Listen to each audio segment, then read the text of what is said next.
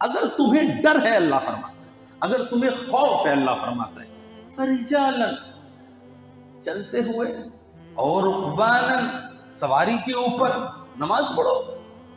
حضرت اللہ کریم نے فرمایا نماز کے حوالے سے، امام اعظم حنیفہ، میں حوالہ دے رہا ہوں، امام اعظم حنیفہ کا موقف نقل کیا گیا، تفسیرات احمدیہ ملا جیون رحمت اللہ نقل فرمایا جب تم جنگ کی حالت میں ہو اس وقت تمہارے پہ نماز نہیں، موقع ایسا، اتنے حکم ہے، شدت سے نماز کا حکم ہے، اس وقت نہیں، تم قتال کر رہے ہو، اس وقت یہی ہے کہ کافر کی گردن کاٹو۔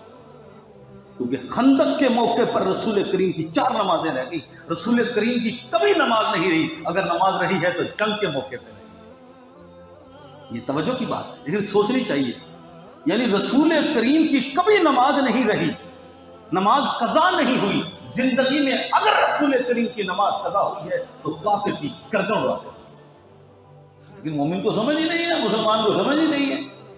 ظہر، عصر اور مغرب عشاء 4 نمازیں رہی ہیں رسول کریم کی خندق کے موقع پہ، یعنی کہ اسی تیاری میں تھے نا، اسی میں تھے نا، مقدمات بھی تو وہی ہوتے ہیں۔ لیکن افسوس کہ مومن کو کچھ چیزیں سمجھ نہ رہی، یا ادھوری رہ گئی، یا سمجھ نکل گئی ذہن سے۔ نغمے بھی گاتے ہو، رسول کریم کی سنت کی بات بھی کرتے ہو، سنت سنت سنت، رسول کریم کے طریقے کی بھی بات کرتے ہو، اور کہتے ہو کہ رسول کریم صلی اللہ علیہ وسلم سے محبت بھی ہے، عشق بھی ہے، تو بتاؤ زندگی میں رسول کریم کے گھر سے نکلا کیا تھا؟ پیسے تھے، اشرفیاں تھی، تلواریں ہی تو نکلی۔ تو جس رسول کریم کے گھر سے تلواریں نکلی ہوں، رسول کریم نے خود کافروں کے سر اتارے ہوں، وہ مسلمان اتنا کمزور ہو گیا کہ بزدل ہو گیا، دلیر ہی نہیں رہا ہے۔ وہ کہا تھا اقبال نے، وفا کا کش موت سے ڈرتا نہیں، روح محمد اس کے بدن سے نکال دو۔ بات یہ نہیں ہے، بات یہ حضرت، یہ فاقہ کش موت سے جو ڈرتا نہیں ہے، اقبال یہی کہہ رہا ہے، کہتا ہے اسے بھوک کی نہیں ہے، یعنی کہ بھوک و افلاس ہوتا ہے نا، پیٹ ہوتا ہے نا، پیٹ کی خاطر بڑا کچھ ہو جاتا ہے، پیٹ بڑا کچھ کرواتا ہے۔ اقبال اس نتیجے پہ پہنچا پڑھ کے، اس نے کہا اگر تم مسلمان کو کمزور کر سکتے ہو، میں تمہیں بتاتا ہوں یہ بھوک سے مرنے والی قوم نہیں ہے، یہ افلاس سے مرنے والی قوم نہیں ہے، یہ ڈرتی بھی نہیں ہے، یہ فاقہ کش موت سے ڈرتا نہیں، روح محمد اس کے بدن سے نکال دو۔ عشق محبت کی جو ان کے اندر سینوں میں لگی ہوئی آگ ہے، عشق محبت نکال دو، یہ خود ہی مر جائے گا، یہ مردہ ہو جائے گا۔ آج ہمارے دل سے ایسے نکال دیا گیا۔ رسول کریم صلی اللہ علیہ وآلہ وسلم کی زندگی حیات طیبہ کے اندر کیا جنگیں اور کیا غزوات، کیا کچھ ہوا رسول کریم، کیا رسول کریم سے بڑا بھی کوئی امن والا ہو سکتا ہے؟ یا تو ان کی بات کرنا چھوڑ دے، یا ان کی بات کر رہا ہے تو پھر انہیں ماننا شروع کر، دل و جان سے مان کہ جو کچھ رسول کریم نے زندگی میں کیا وہ حق اور سچ کیا۔ بعض لوگوں کا کہنا ہے سیاست، کہتے ہیں کہ جب خلفائے راشدین کی سیاست آئے گی تو ہم سب سے پہلے کھڑے ہو جائیں گے۔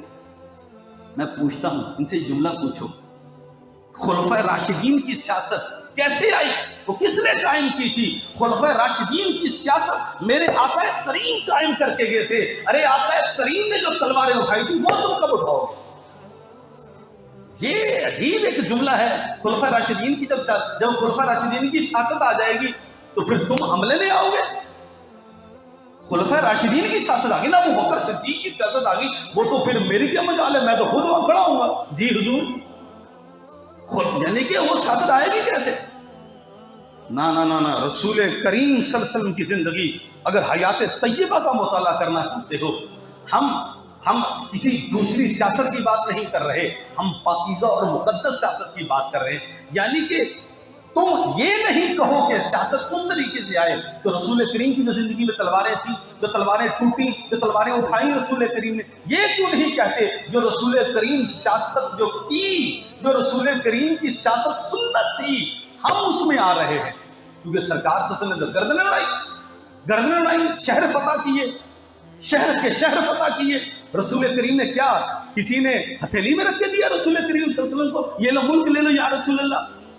ایسے نہیں ہوتا، نہ رسول کریم کو دیا، رسول کریم بھی شروع میں، لیکن جب اسلام آیا تو اس وقت حضرت عمر نے بھی کہا تھا حضرت حمزہ نے بھی کہا تھا یا رسول اللہ ایک طرف عمر کھڑا ہو ایک طرف حمزہ کھڑا ہو، دیکھتا ہوں ضرورت کس کی ہے، ایک ایک کر کے گردن اڑا دوں گا جو ایک بھی نمازی کی طرف آیا۔ یہ دو تھے، 40 بندے تھے صرف نمازی۔ تاریخ پڑھو، میں مسلمان اپنی تاریخ بھی بھول گیا نا، تاریخ کا پتہ ہو تو پھر ہے۔ 40 بندے نمازی ہیں، اس وقت بھی حکمت سے کام لینے کی کوشش کیجیے۔ ادھر عمر کھڑا ہے، ادھر رسول کریم کے چچا حمزہ ہے، 2 بندے ہیں، صرف 2 بندے حفاظت کے لیے 40 بندوں میں سے۔ حضرت عمر نے کہا گردنیں اڑا دے گا عمر کوئی آیا، آنکھ میلی سے بھی دیکھا کسی نے، حمزہ کہتے ہیں کسی نے آنکھ میلی سے بھی دیکھا تو گردن اڑا دوں گا۔ میں کہتا ہوں رسول کریم نے سکھایا کیوں نہیں تھا، معاذ اللہ ثم معاذ اللہ، نقل کفر نہ باشد۔ عمر ایک کڑی سیاست ہو، اسلام تو امن کا درس دیتا ہے، تو کیا کر رہا ہے؟ بندے ہم تھوڑے سے ہیں اور تو دعوت دے رہا ہے اتنوں کو۔ میں سوال تو بنتا ہے، ہم طالب علم لوگ ہیں بھئی، سرکار کہتے کیا کر رہے ہو بھائی؟ اسلام امن کا درس دیتا ہے، حکمت کا بھی درس دیتا ہے، امن کا بھی درس دیتا ہے، بندے ہم تھوڑے سے ہیں اور تو کہتا ہے میں کھڑا ہوتا ہوں، میں کھڑا ہوتا ہوں، آئے میں دیکھتا ہوں کس کی ضرورت ہے۔ یہ آپ نے بھی سنی ہوگی، یہ بات شاید پہلے بھی شاید سنی ہوگی، لیکن بات یہ ہے، بات وہی اقبال کی ہے رمی صاحب، یہ فات کش موت سے ڈرتا نہیں، روح محمد اس کے بدن سے نکال دو۔ جب ممبر پہ بیٹھنے والا بزدل اور ڈرپوک ہو جاتا ہے تو قوم خود ڈرپوک و بزدل ہو جاتی ہے۔ کیوں؟ معذرت کے ساتھ ناراض نہیں ہونا، کیونکہ ہم نے ان کو تابع کیا ہے، نوکر بنا کے رکھا ہے۔ ممبر پہ کھڑے ہونے والے کو، مصلی پہ کھڑے ہونے والے کو 2 روپے ہاتھ میں کیا رکھتے ہیں، کہتے ہیں تو نوکر ہے، تو خادم ہے۔ جب ان کو امامت کا مسلح 2 نمبر کو دیا ہی کیوں ہے؟ نکال دو ایسے بندے کو۔ اگر کوئی سمجھ میں نہیں آتا تو چھوڑ دو ایسے بندے کو بڑے مہذب طریقے سے، لیکن اگر وہ امامت کے مسلح کو دیا ہے تو مقتدی بن کے رہو۔ مقتدی ہوتا ہے، مقتدی کا مطلب یہ ہے پیچھے چلنے والا، پیروی کرنے والا، بنتے مقتدا ہو، کہلاتے مقتدی ہو۔ مجھے امام کہنے لگا یار ہمارے پیچھے نمازی کھڑے ہوتے ہیں، باتیں بھی کرتے ہیں، اور میں نے کہا تیری کیا اوقات ہے، میری اور تیری یا دوسرے لوگوں کی کیا اوقات ہے؟ رسول کریم کے پیچھے منافق نہیں کھڑے ہوتے تھے؟ رسول کریم سے بڑی نگاہ کس کی ہو سکتی ہے؟ ان کے پیچھے آ کے منافق کھڑے ہوتے تھے، نمازیں بھی پڑھتے تھے، باتیں بھی کرتے، ادھر کی سن کے ادھر جا کے کرتے تھے، منافق تھے۔ یہ تو بعد میں پھر جب انہوں نے بات کی اور پھر سرکار کو جلال آ گیا، پھر پہلے تو آتے تھے، سارا کچھ کرتے تھے، پھر سرکار جب بات انہوں نے کی، اے جی پتہ لگتا ہے، سرکار کو پھر جلال آیا، میں فخرج یا منافق، نکل ہے منافق مسجد سے، فخرج یا منافق، نکل تو بھی منافق ہے، نکل تو بھی منافق ہے، بھائی نکال دیا۔ لیکن پہلے تو آتے تھے، پڑھتے تھے، تو یہ کوئی بات نہیں، کسی سے پریشان نہیں۔ بندہ 2 نمبر نہ ہو، اس کا ضمیر زندہ ہو، عدالت ضمیر کی زندہ ہو، وہ حق بولے، لوگوں کو حق سکھلائے، کیونکہ لوگوں کے ہاں جواب نہیں دینا۔ اللہ نے تمہیں مسلح دیا تھا، تو قیامت کے دن تیرا گریباں ہوگا۔